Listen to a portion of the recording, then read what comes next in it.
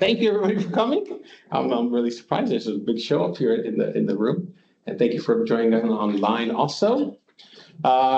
This is my second research seminar. Gave one about a year ago.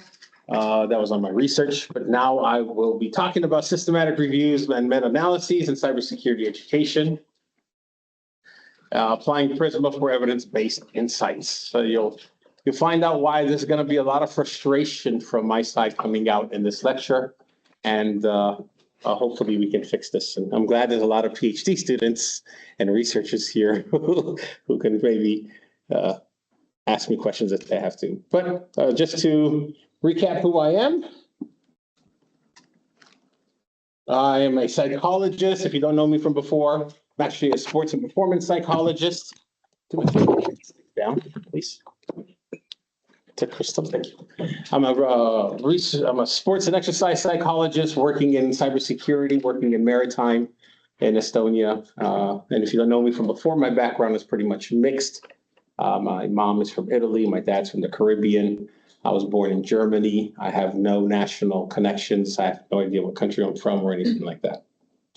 That's my background. Work with different teams, different companies, different institutions, everything from sports to maritime now. So that's just part of it.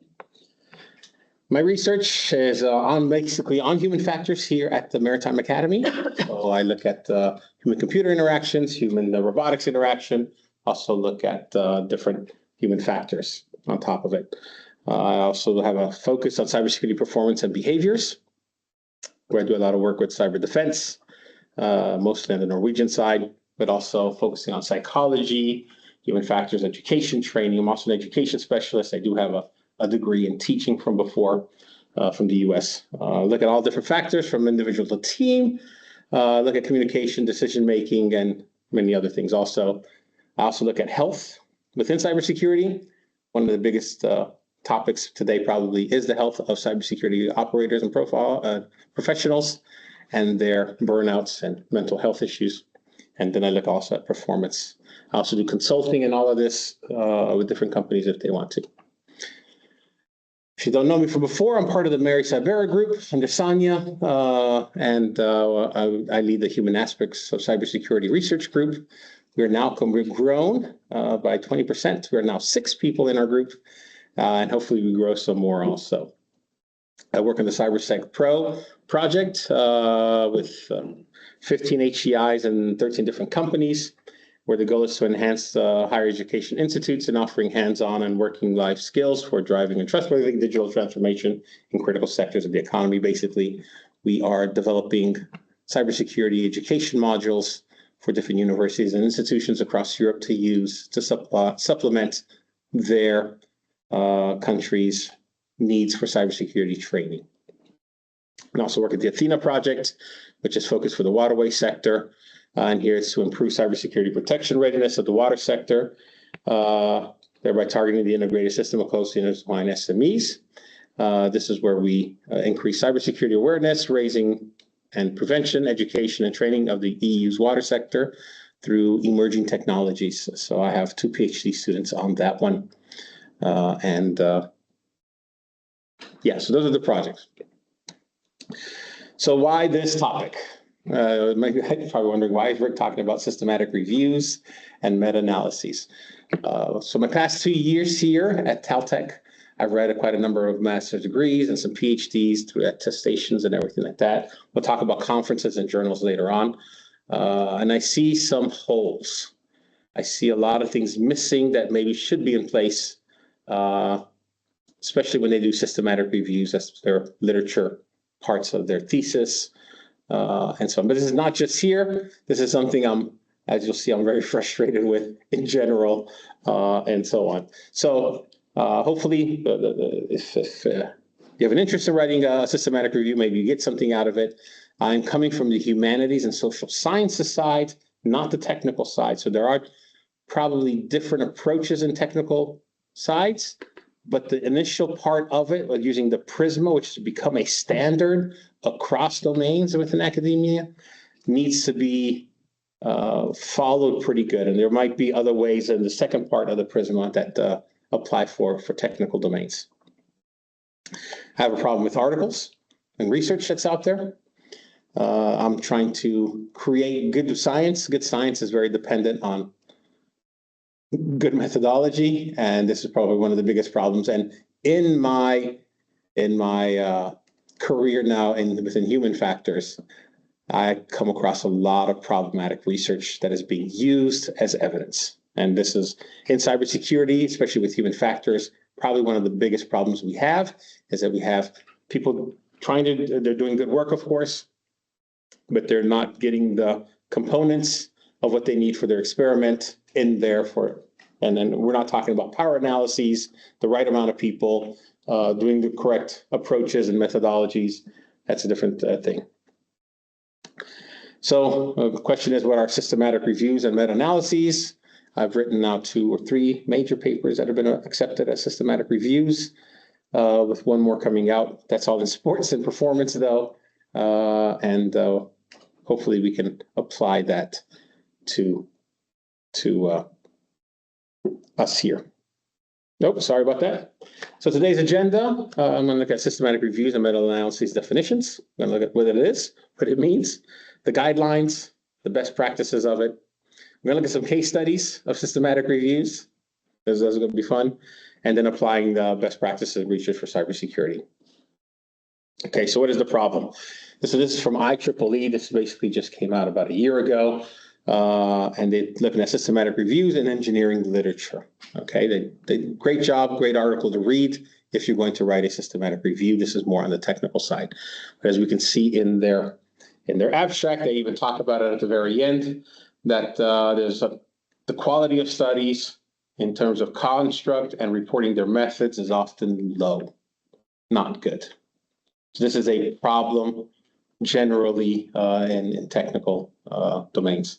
In social sciences, where I come from, if you don't do a correct systematic review or meta-analysis now, it's going to be desk rejected. That's where we're at. Okay, so I do look at the case studies will be from technical journals. So definitions, what a systematic review is. It's used as uses a predefined rigorous method to identify, appraise, and synthesize all relevant studies on a specific topic. It aims to minimize bias through a comprehensive and reproducible search strategy and evaluation process. Okay, while the meta-analysis is a little bit different, it's usually a component of systematic reviews. It uses statistical techniques to combine results from multiple articles or research into a single quantitative estimate, effect size, providing a more powerful conclusion about the intervention or effects studied. There's a lot of meta-analyses coming out today showing, for example, gamified interventions for cybersecurity are not effective. So, for example, people are still using gamification to promote cybersecurity education when it's been shown that it doesn't work. But yet, we're still pushing gamification and so on. So that's it. Okay. If there's any questions on the chat, can you follow the chat just in case? Thanks. Thank you. So it's going to be a little bit, what is systematic reviews? Just to go through some definitions and why they're made that way. And so it might sound like something you've heard before, but hopefully you haven't, and we can get some stuff. So its purpose is to provide a foundation for theory and knowledge development. It synthesizes existing research to uncover gaps and build conceptual models, and it's informed policy, practice, and future research guidelines. That's basically what it comes out to. Now, there are different types of systematic reviews. There's a systematic one, the one where we'll be talking mostly about it today. Then this is best for narrow, well-defined research questions. I'll pose you guys a question later on. What is a well-defined research question? That's one of the biggest problems. And its purpose is to evaluate specific questions or effects. And its method is very rigorous, structured, and it should be and has to be replicable. Semi-systematic, it's useful when the topic is broad or interdisciplinary. It explores broad topics and themes, and its method is partial structure and more narrative. So we're losing the rigorousness, but maybe a scoping review or a more Semi-systematic review might be better. Then there's an integrative systematic review. This is better for theory building and new conceptual frameworks. This is where we build the new theoretical models. It's creative and it's a conceptual synthesis. And this is where a lot of systematic reviews maybe fall under. A lot of people will do systematic reviews, but do not identify it as an integrative one. They identify it as a systematic review. That could be one of the problems we have today. So there are key phases. There's design, where we define the purpose, research questions, and review type. There's a conduct part, where we select the literature using defined criteria and databases.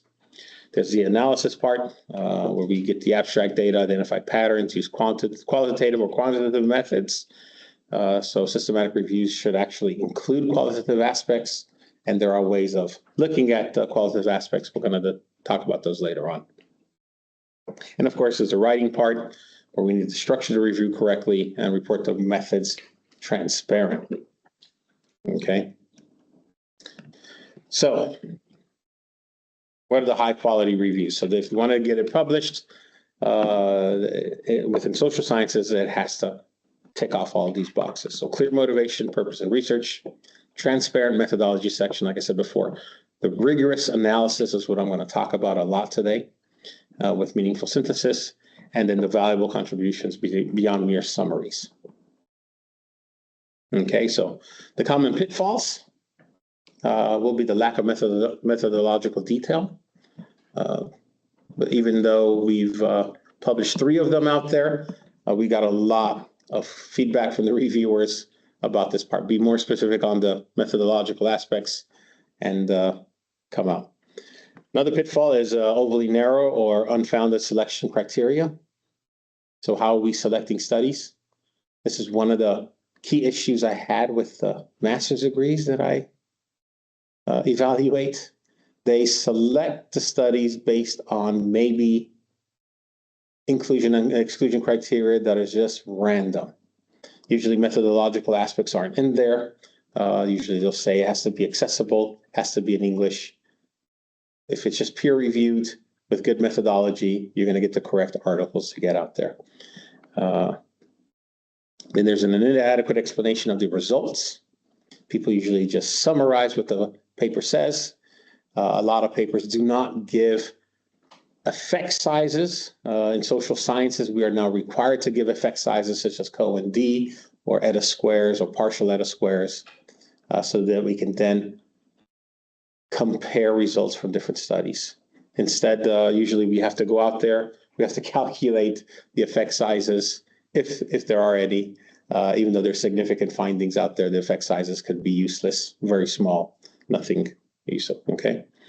And then also another pitfall is there are weak or non-novel contributions, right? We have the problem with that in psychology. There's a lot of systematic reviews. Let's just take one, for example, on ADHD. Everybody knows what ADHD is. We have a lot of systematic reviews with ADHD.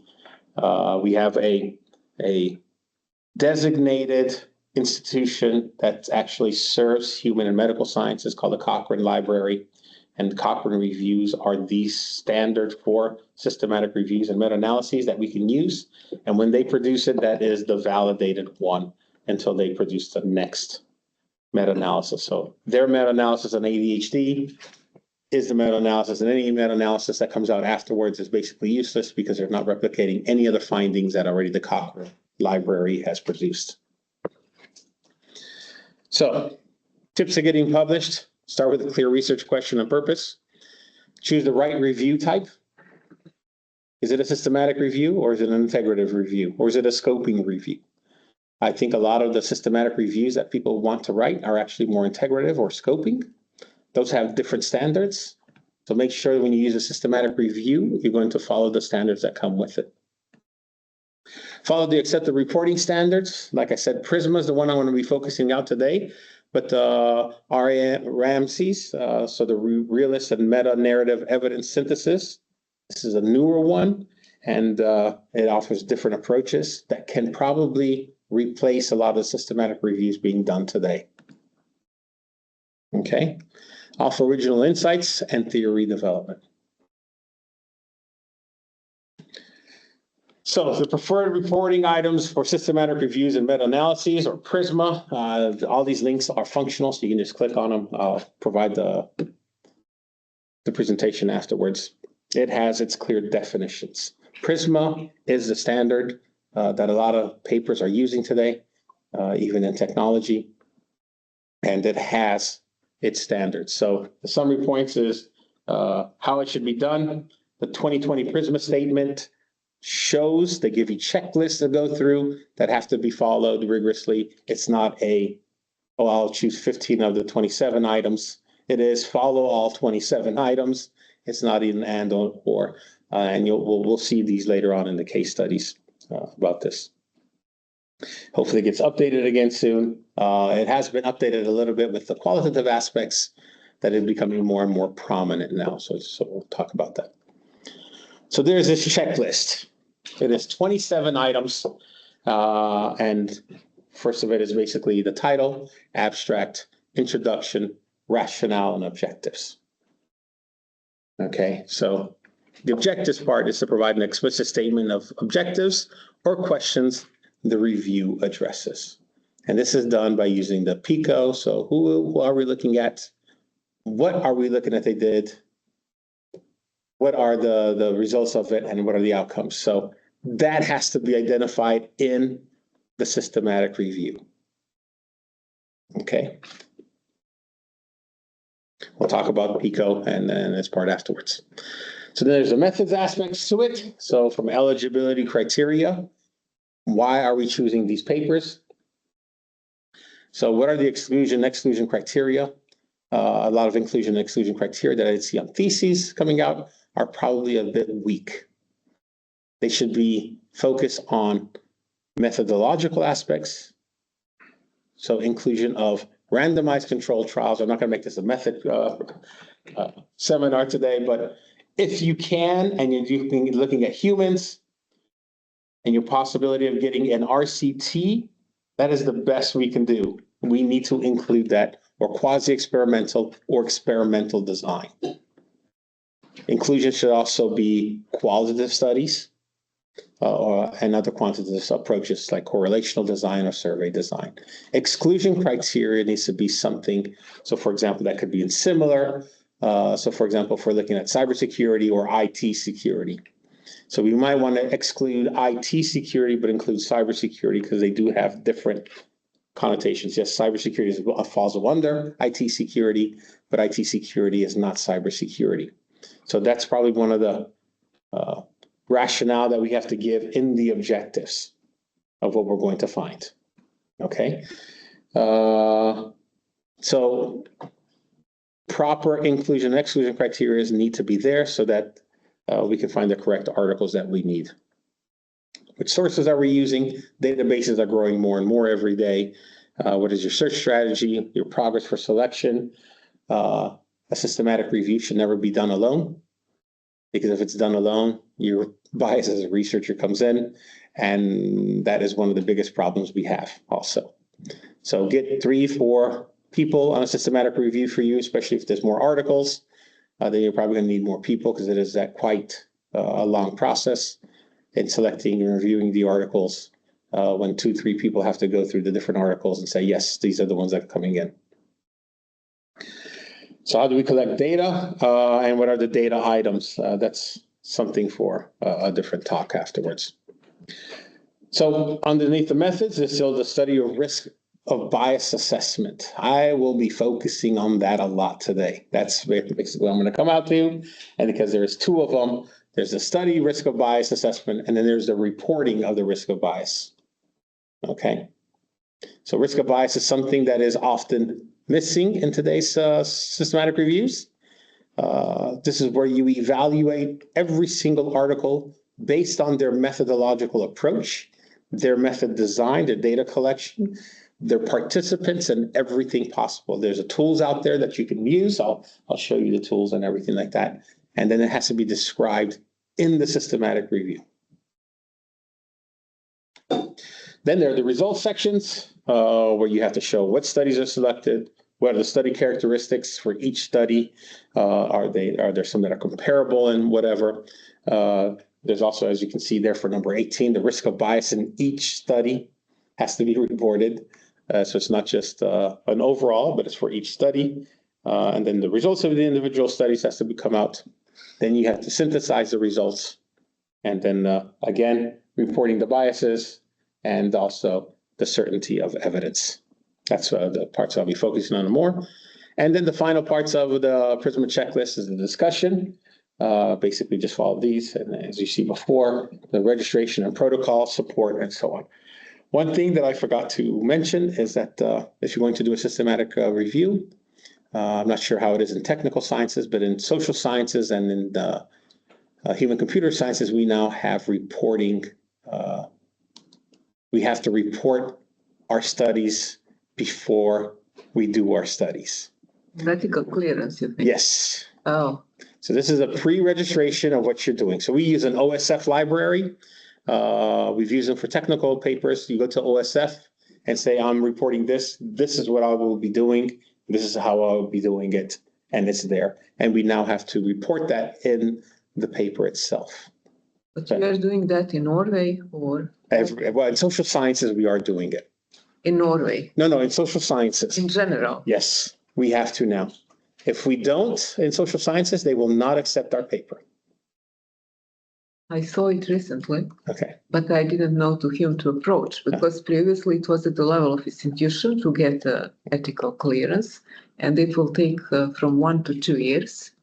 And then your data became obsolete. Yes. But it's better if you can do it now online.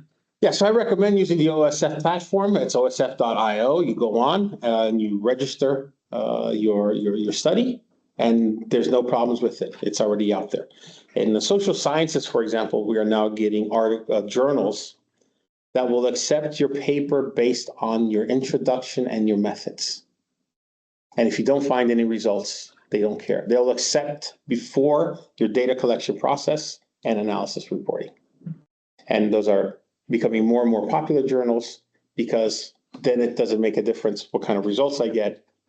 My design is correct. The results are what they are, instead of having, I hate to say this, but there's plenty of articles out there where people play with data, trim some data, fix some data, turn it around to get positive because significant findings is all that gets out there. And then when we do a meta-analysis, we have publication bias problems. We get bad effects sizes. They publish papers in high-quality journals with completely fake data. Yes. In social science, and nobody can control it. Yes, big problem there. So we're trying to make our things out there. So on the PRISMA statement or the PRISMA org webpage, you'll find the checklists and everything you need, including the PRISMA diagram, the flow diagram that is often present in all systematic reviews. It's downloadable as a Word. There's also an online place where you can just input it and it makes you a nice flow diagram. The purple part of the flow chart is the one we usually report in the articles. The gray areas are things we do on the side, but they can be and should be reported also because this shows processes that are important. Okay, but usually those are written in the text, but they can also show here. Okay. Before I continue, any questions about PRISMA and their definition of systematic reviews? I have a question, Ricardo. So you are doing search in English language. Yes. What is with other languages? With Chinese, with Portuguese, with Russian? Totally agree, because there's so much research done in each country. And if you have staff who has the knowledge of those languages, use it. Use it. In my systematic review with Martin from the Czech Republic, we had 2 Spanish articles. I speak Spanish, so it was easy to get them in, and we judged them.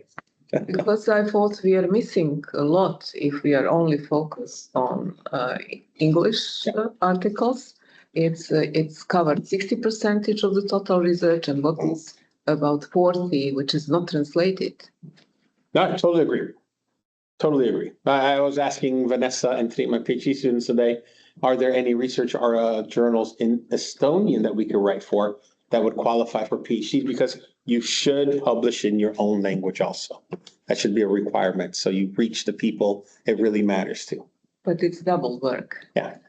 It's very time consuming and energy consuming, and Yes. you are always missing something in translation. Yes. Yes. Yes. Okay, so that is the PRISMA checklist, and inside that checklist, there are different things. I'll be looking at the risk of bias mostly today, but there is, for example, also what we call the grade approach in there, okay? So the grade approach is a systematic approach to assess evidence, certainty, and guide recommendations. This is also the part of in the methods that is transparent, reproducible, and improves trust in systematic reviews.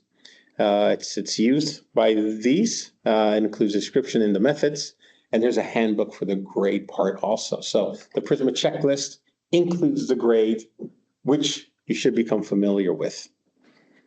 Inside there is the PICO. So basically, you need to start by formulating who your population is, what the intervention is, what the comparator is, and also the outcomes that are there, what you expect.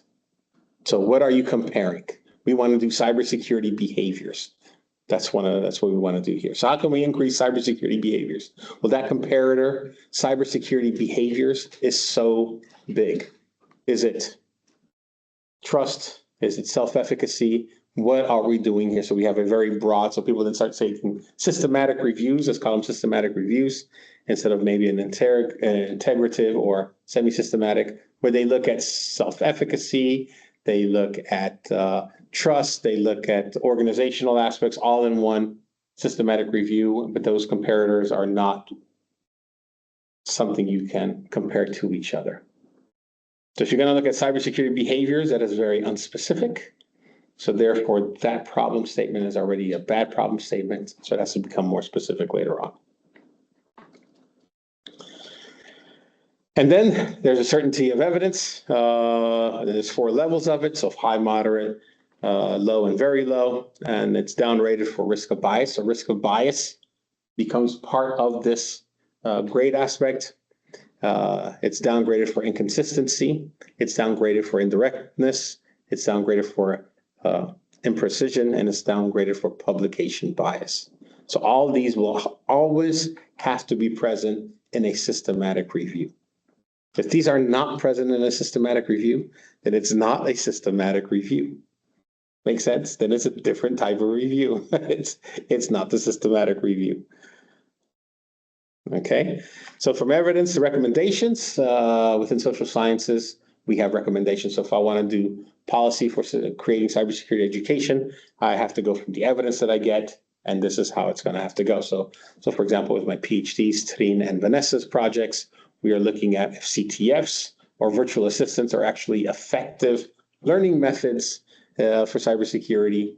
We need to provide evidence based on this scales right here. So we'll talk about how to create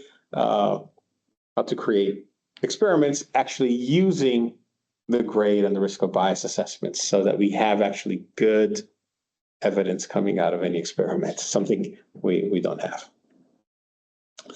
So risk of bias assessment, okay? We look at the items, so specify the methods used to assess the risk of bias in the included studies, including the details of the tools. So when we write about our risk of bias, what tools did we use? There's plenty of tools out there. I'll show you the tools also. The Cochrane Library has already created a risk of bias tools depot where you can go find these tools to be used. So maybe for technical experiments, which don't include participants, maybe there's a different tool set. But then I would recommend you to find the tool set you need so you can report it here, what you're going to use. So specify the tools, specify the methodological domains, components, and the risk of bias tools used. So is it quantitative? Is it qualitative? Is it risk of bias tools, for example, for RCTs? Is it for quasi-experiments? Is it for correlational?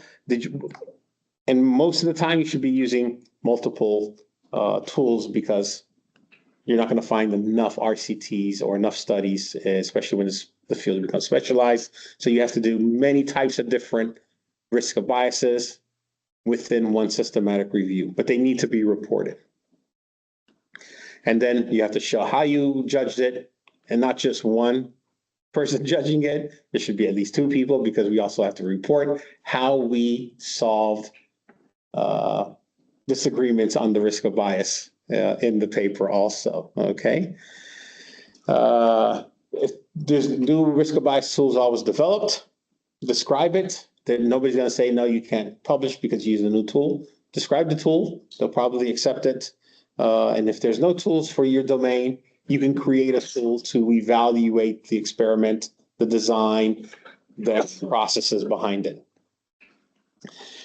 So now also I'm going to show you one, because there's also a risk of bias tool that ChatGPT has its own little plugin that you can use, and it can help you assess articles you're looking at, okay? So if an automation tool is also used to assess risk of bias, report how the tool was used. So report everything in your systematic review.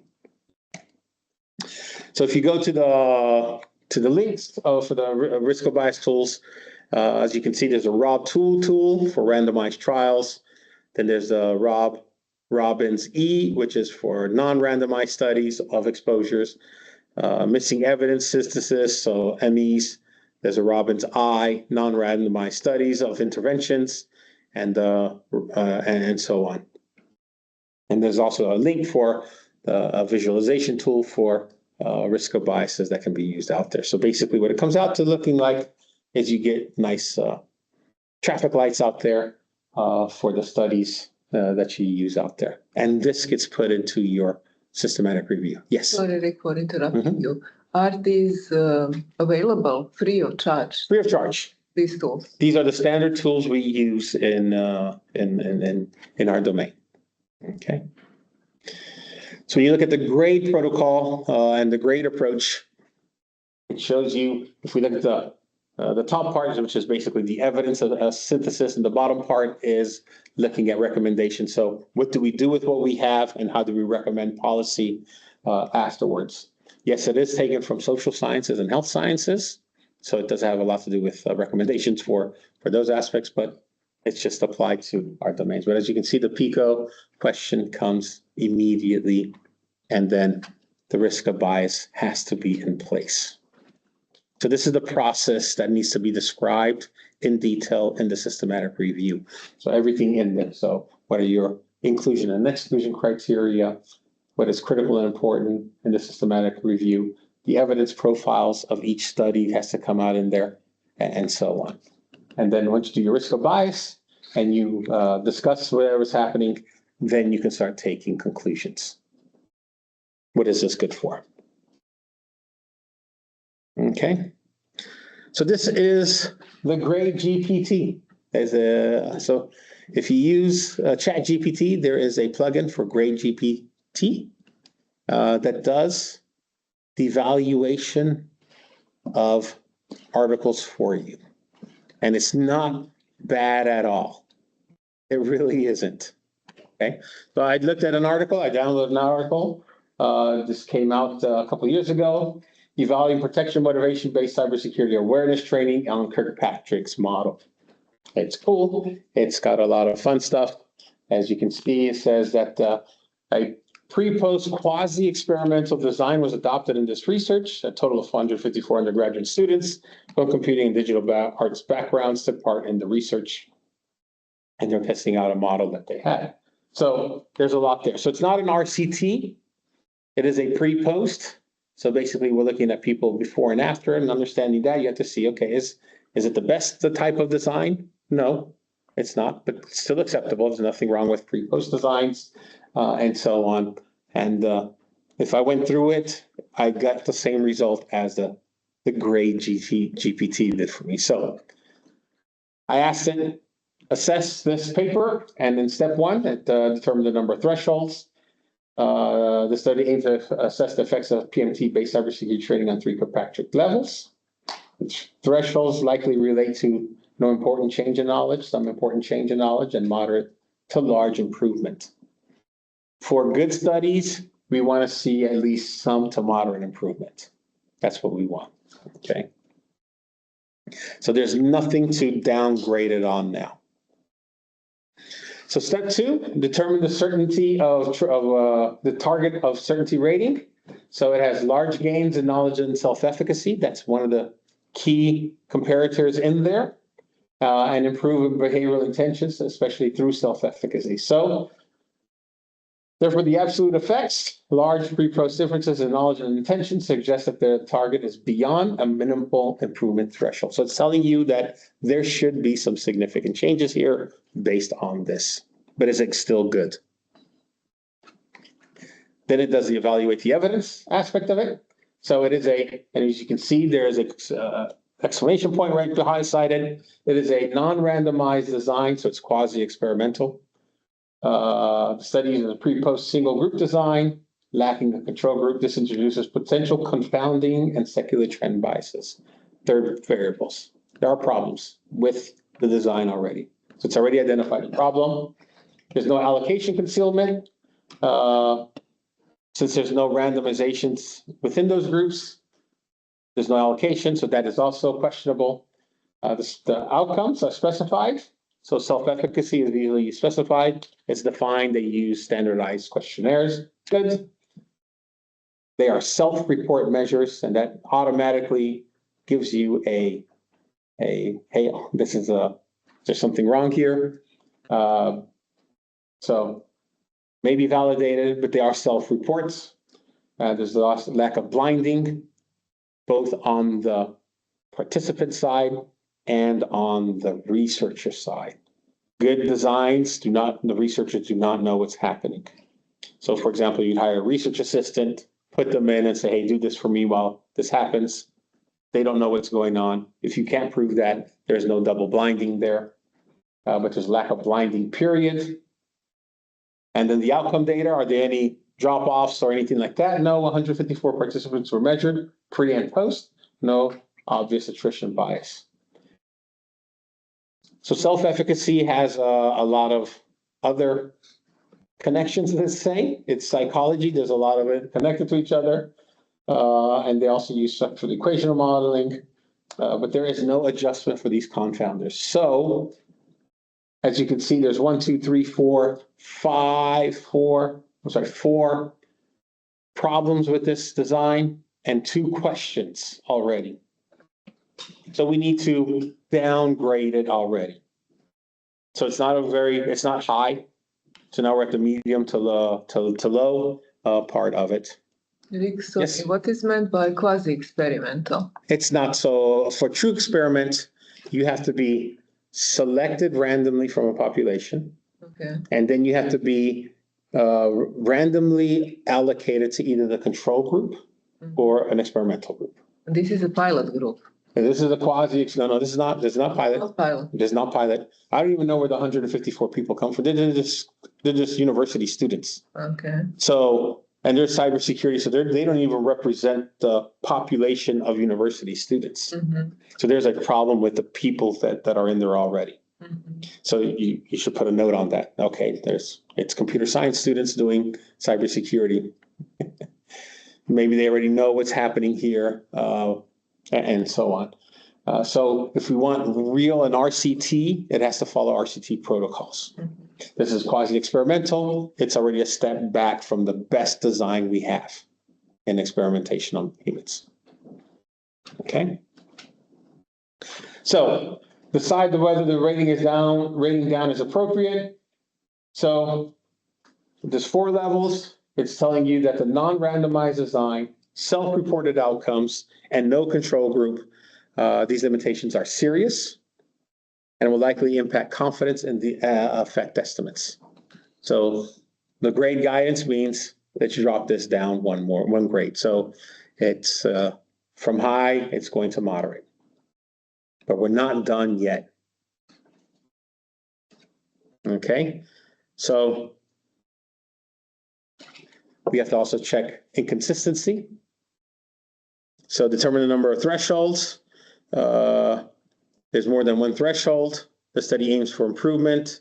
Determine the target of certainty rating. Evaluate the evidence and decide whether the rating is up or down. So for inconsistency, it's pretty consistent, across, so we don't have to rate it down for inconsistency. Indirectness, same as above, determine the target of certainty ready, evaluate the evidence. So population, here's a problem. Undergraduate university students, and it's relevant for many of the CETA programs for the intervention. So we're looking at the part of the PICA and everything. So they got direct populations, they got an intervention, they have outcomes. So we do not down rate for indirectness. It's a direct study. So it's designed to show what it's going to do. About imprecision, so evaluate whether observed effects are clearly above minimal effects. Again, more than one threshold. Then here it's important to understand what the effect sizes are. So, for example, a lot of psychological research, we get Cohen's D's of 0.2 or 0.3, or correlations of 0.2, 0.3. Those are small effects, basically meaningless. Okay. The target is meaningful gain in cybersecurity knowledge. Yes, it's there.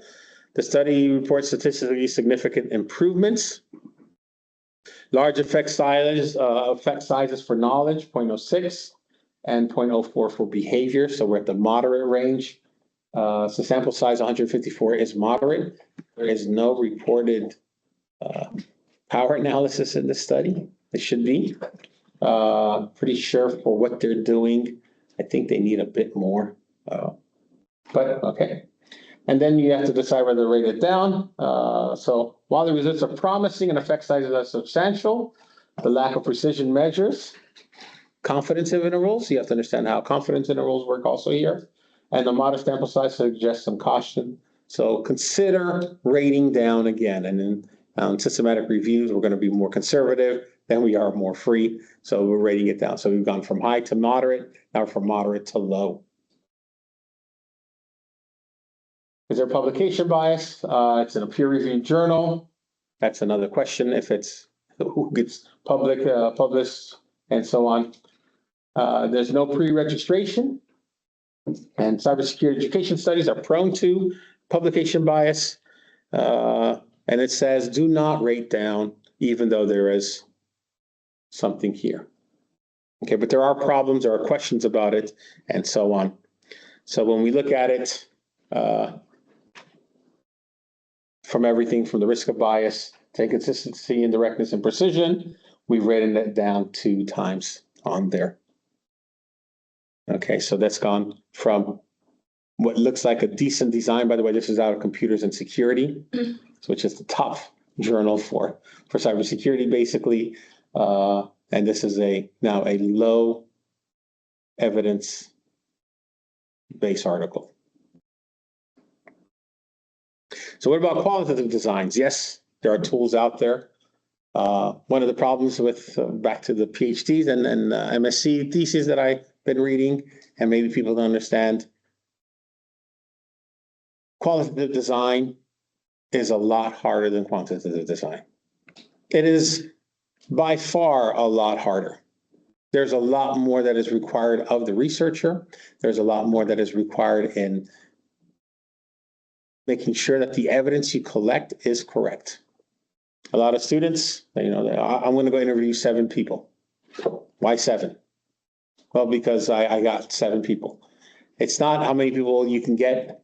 It's how many people you need to get before your data collection from the interviews becomes the same. So you reach a saturation point. So it may require you to interview 25 people and before you start getting repetitions of answers from people. And then when you reach those 25, when you reach that saturation point, you need to find the opposite end where none of those people feel any of that happening. So you may need to interview another 10 people. So what is determined as 6? There's no a priori power analysis in qualitative design. That only happens after you process your data and you know that your data is full for that topic and theme you're talking about. Okay. Cochrane Library also has this. There's a critical appraisal of qualitative research. They use different ways of doing it. So for example, you have to assess it on different aspects. There are some terms that are comparable. A lot of people say, well, reliability and validity don't happen in qualitative research. Yes, they do. They happen both in the data collection, in the data analysis, and also in the process of reflecting on you as a researcher, which is often omitted from a lot of qualitative studies. How do you as a researcher influence the answers to the questions you gave? Because there is a big interaction problem there. So you need to assess credibility, whether or not the representation of data fits the views of participant studies, whether the findings hold true. Evaluation techniques include having outside auditors or participants validate the findings. You can always ask or read in the papers of qualitative studies, did the author send back the data analyses to the people who gave the data so that they can confirm that this is what they said? Where's the confirmation of their analysis? Is it transferable? Is it something that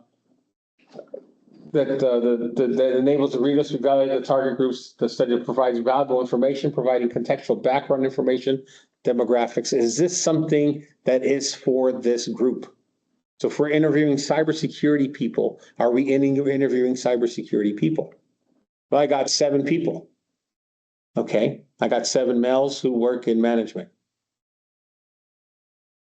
I'll ask every female here, both online and in the room, do males represent females in cybersecurity? Why aren't we including them? Oh, because it's accessible. I only have those people accessible to me. Well, then there is a risk of bias in your study already.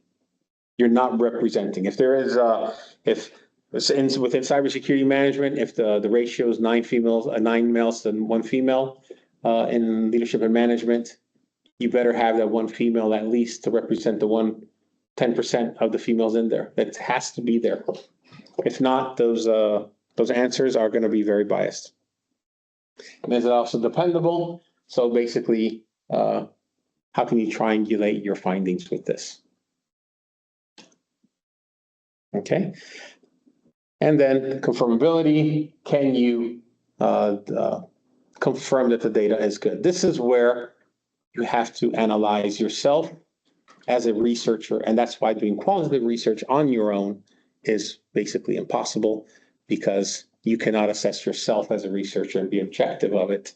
That's why you should at least be 2 people who can say, yes, the data, we saw the data, we analyzed the data independently, we came up with these themes and topics, and we agreed on 70% of these. Okay, that is a better way of doing it. So there is the CASP for qualitative research, and it has 4 or 5 different, 3 different parts. So are the results valid? These are the checklists you go through, and basically yes, no, and can't tell. Yes is good, no is bad, can't tell is also bad.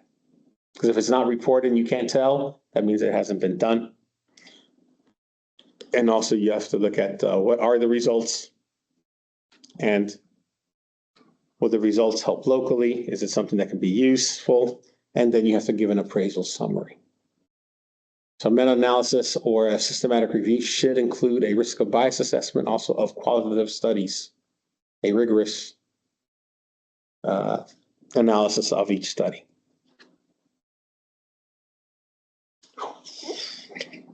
Any questions online? Nothing online? Cool. So just a couple of examples from students that I've helped and from colleagues. This is done with last year. Marco is a PhD student. He's finishing this year and defending. He submitted this to the HCI 2024 last year, and it's about the offensive cyber operation planners and their competencies. And the poor guy did a lot of research, and he's worked really hard on this. And also Trin, who will be presenting exactly the same thing here in HCI 2025, who's looking at VR and CTFs, and also Vanessa, who's actually finishing up her a conference article now looking at the virtual assistants in cybersecurity education. For Trine, she found 5 studies after going through all of that process. And as you can see, the population is 57 participants, 18 participants, 6 individuals, none, and then 12 participants. And that's called an experiment. Already, just by looking at that, that's not enough participants to fill out one experiment. These are 5 different papers coming from different research. So there is a problem. The biggest problem is there's no evidence in many places. These studies do not pass any risk of bias assessment. They don't pass, and they didn't even pass the first initial stage is, did they recruit the right people? I mean, how can you have an experiment with 12 participants? 57, okay, we're getting somewhere. But 12, 6? That's not an experiment. That's a meeting. That's exactly right. So, and we're just looking at virtual reality and capture the flag. And when we take a step back and look at other capture the flag domains outside of cybersecurity, we're only increasing by 10 articles that are worth something to look at. And that's just to look at them. We haven't even analyzed them. And all of a sudden you start analyzing their findings. It's like, crap. That's basically what we're getting down to is crap. So we need to find if CTFs, capture the flag competitions, are good educational tools. Because no, it's used in cybersecurity education for people with training to become cybersecurity professionals. We're using capture the flag. And there is no evidence out there showing that capture the flag training is a good learning process.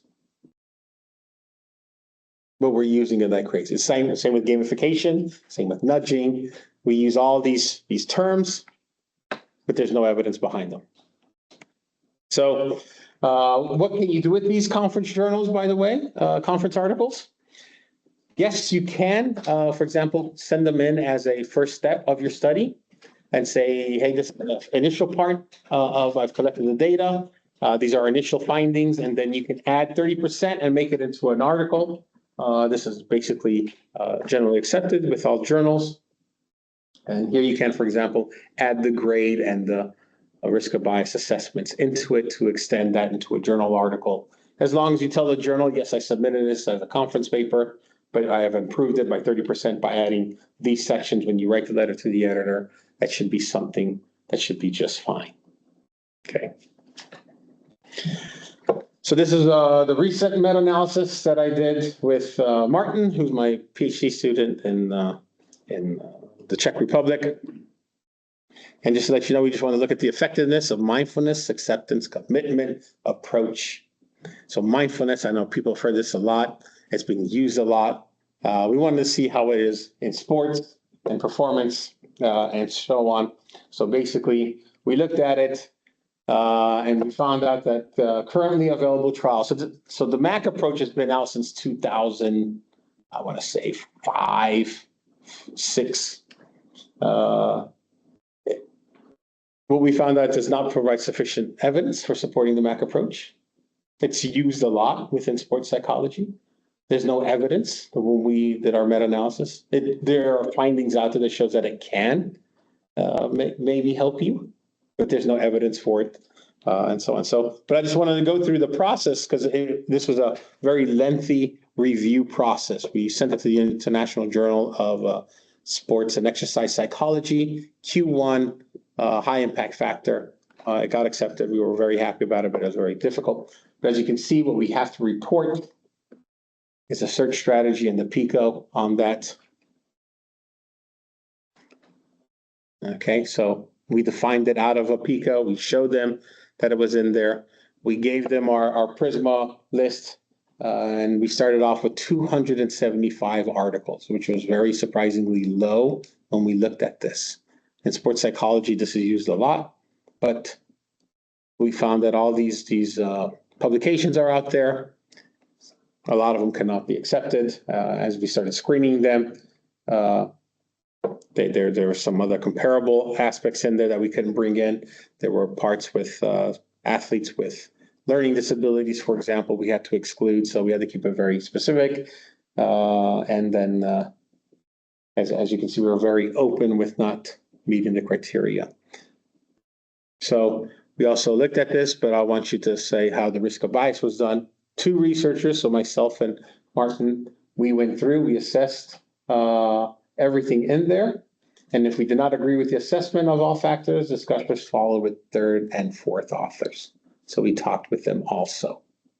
This is not a process where we just say, oh, I know what I'm doing. I'm going to have to involve other people. We need to be more as objective as possible. Report it into your paper. So we use our risk of bias tools. There is a Excel that you can use for the randomized controlled trials. And as you can see, there's 6 tabs for domains. I'll show you here the domains in a second. But you can go in, you write the study name, you assess it, you answer the questions, yes, no, probably yes, probably not, no, do not know are the different questions you can have for each thing. So these are different domains, as you can see, where the participants aware of their assigned interventions during the trial. So were they blinded or did they know where they were going? This has all implications, and our answers are on the side. But they're all in each tab. And when you push that tab and you push the analysis, it'll give you what maybe you should give it. So at the very bottom for this one study, for example, you can see the risk of bias assessment becomes high based on the questions and answers that we had. So when we report it in the article, we don't have the cool colors that cost, they want astronomical money for having colors in articles. So we use plus, minus, and exclamation points to save, I think it was like $2,000. It's crazy just for one picture with 3 colors on it. What does this D mean? So Put the exclamation. yeah, so that's at the bottom, no pre-registered protocol. So as you can see, there's a legend at the bottom. You paid for this table to be printed in color. No, well, the journal is what this is open access. Yes, we had to pay, but this table didn't cost anything extra. Okay. If we wanted to show the table with the nice colors on it, Okay. that was going to cost more. That was going to cost more. Yes. Okay. That's crazy. Okay. But we got a comment on that. That's not the table from the PRISMA checklist. It's like, we're like, no, because it costs $2,000 or cost us some crazy money. They're like, oh, okay. Science, right? This is science. Let's keep it. Right, so this is the conclusion, right? Mac, and we're pretty nice. Yes, it has some benefits. Of course it does.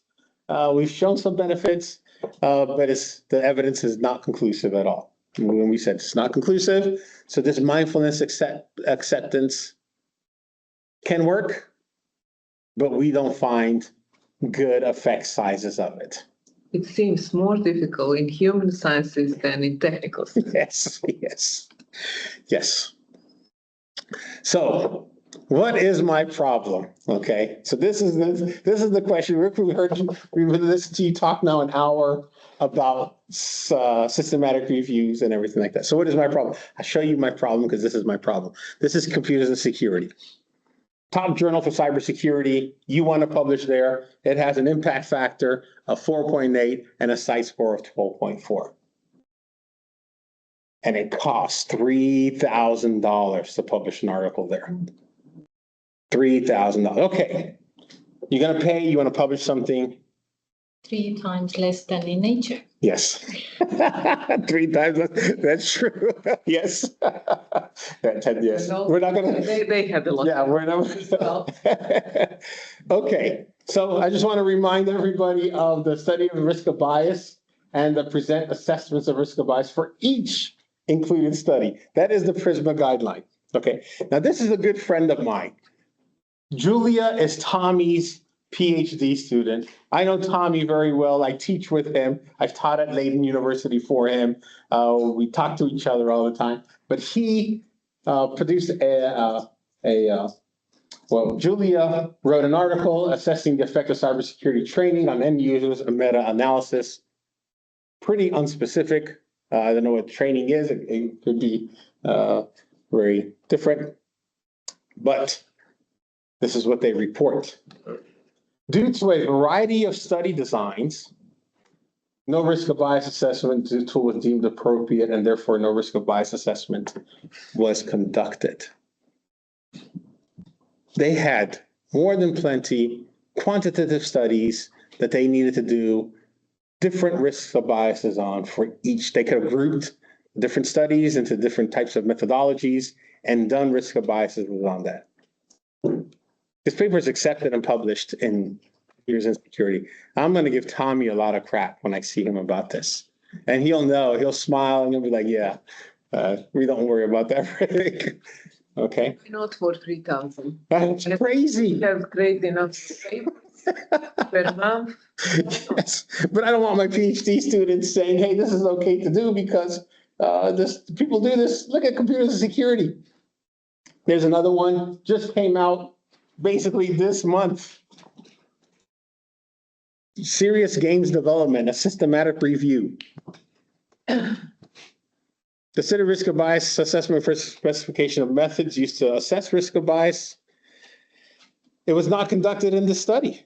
This was due to a variety of research types and research designs used in cybersecurity games research. At the time this paper was written, so this month, or when it was done, risk of bias assessment tool that is appropriate for research with these characteristics couldn't be found. Really? Is that what you're saying? Hold on. 2025, this one was produced in 2019. This one was produced in 2000. The new version came out in 2024. This one was done in 23. You can find older versions of it also. There's no risk of bias tools, and this was accepted into the journal. How is this possible? This is my problem. This is why I'm freaking out. Okay, so last slide on my rants. Basically, let's reverse engineer it. So if you're going to design your experiment, use the PICO, grade, and risk of biases guidelines to make sure your study will be included in a meta-analysis later on. And you can say, when I designed this study, it followed the PRISMA guidelines for creating studies and evaluating studies. So if I can check off everything in the checklist, then my research is good. And some references for you. That's it. Thank you. That was my hour of ranting on systematic reviews. Any questions or comments online? I have a question. Yes. How often do you see PRISMA applied? Because I don't see it applied at this scale of the 27 items of the checklist. Yes. Mostly it's like, oh, we are using PRISMA. Yes. And that's it. Yes. They're not following it. Yes, they're not following it at all. The PRISMA guideline is 27 items. Yes. Yes. Then it's a bad systematic review. This is a lot of bad systematic reviews out Yes. there. There's a lot of bad science out there. Because you have to apply to each study that you are including it in your review. Yes. So it can take, and I'm not exaggerating, it can take years. Yes. One systematic review. Yes. I'm just happy I'm not in some epidemiological study on health, because you're going to get 352 papers. That's going to take you but then you can't do it by yourself. Rick, what is about literature review studies for technical articles? Well, They comply with these PRISMA methodology, or there are some other? That's a good question, Sonia. So they're using PRISMA, but they're not following PRISMA. Okay, they just put PRISMA Yes. and they don't do nothing. That's it. There are other approaches for systematic reviews. They're not as rigorous as PRISMA. They really aren't, and they're useful. But I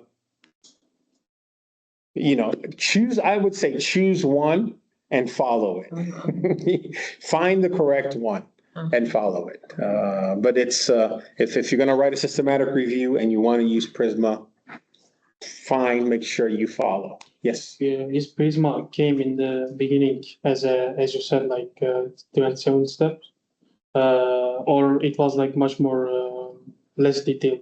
It was less detailed. So it's been developing more and more. So the grade and the risk of bias tools have come recently in the past 10, 15 years. So is this can be the reason why people not following like some all 27 details for the PRISMA. But it could be, but the PRISMA, if they're writing it today, they're using today's guidelines, not the ones from 15, 20 years ago. So that doesn't make sense still, doesn't make sense. But like I said, there are other systematic review guidelines out there. If you're going to use that, or I would say, is it a systematic review? Is it a semi-systematic review, which is less lenient, less restrictive, right? Or is it an integrative review? Is it conceptual papers that you're looking at? I know on the technical side, a lot of people are writing conceptual papers on how to do different things. Then it's integrative. It's not a systematic review, right? So define it as that. So we know it's coming, right? Because the integrative part doesn't have a risk of bias and that kind of stuff. Where semi-systematic doesn't have the strong assessment of the different studies. So just define it correctly, at least. That's how I would say. It's just one thought. I think if you are a human being and if you are doing studies in humanities, we couldn't exclude these bias. No. It's impossible. How we can study something that is subjective objectively? That's the question. That's the problem with the social science, but we say be as objective as possible. It's the only thing we can do. So one of the biggest problems that I have, and I'm not saying, computer science isn't good or anything like that, is like there's a lot of technical people doing psychological research. And like, so what background do you have to use psychological research? Why aren't you asking a psychologist or a human factor specialist to do psychological or human factors research? Then they say, well, it's just a questionnaire. No, it's not just a questionnaire. It's a lot. That questionnaire, you got to understand how to, sure, you can report reliability, but then you're not reporting the problems with it and understanding problems with it and everything like that. So, and just imagine if to have the anecdote, would you allow a computer scientist to operate on your leg? Why would you? So why are computer scientists doing psychological research? It's just okay. I don't go into computer science and do their research based on my three codes that I know and tell them that this is how you do research. It doesn't work that way. You got to understand that, hey, there's a whole science that needs to be taken care of in the background here. And a lot of the research in cybersecurity is done by technical people. And you can see how bad it is. I'm having big problems with their objectivity, with the use of the tools, understanding the tools, setting up correct designs. Just knowing that they don't do an a priori power analysis to figure out how big the number of participants needs to be. And they don't even define the population that they take their sample from. Usually it's just like I showed you on those other, on that one article, we just found 154 computer science people. What's the population? But sometimes when you have a very specific target group and you have a limited number of experts, for instance, in a certain discipline, and you would like to do study among them, then maybe number of respondents should be lower. Yes, but then you define that, right? Yes, you have to specify. Yes, then you have to specify. It. Yes. Yeah. So there's no problem with having 6 or 12. My PhD was done on the Norwegian cyber defense school, and we were looking at cyber defense officers and their behaviors and who they were, profiling them. So Norway, we have 4 million people. 20 people get selected to this school every year. There's about 200 cyber defense officers out in the Norwegian military. That's it. That's all I have. That there's nobody else. I can't go out to the next university and find somebody. That is it. And I remember I knew my limitations of all my studies, and I was going to present it. I had made bootstraps and robustness checks to make sure that my data was okay in some way or form. I've I took out the best performers and the worst performers and they never asked me a question about that part, which is kind of sad, but yes, I understand that this can happen. And also students usually use as a data collecting tool questionnaire.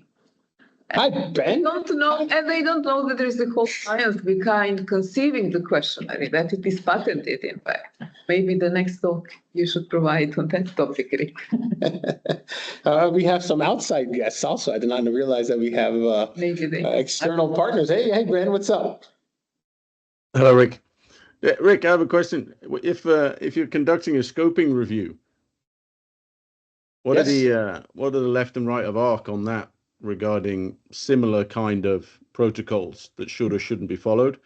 Yeah, Because so I just saw a paper that was doing a scoping review of a meta-analysis, and I thought, why are those people not doing a meta-analysis of a meta-analysis? You know, they're getting off for free, right?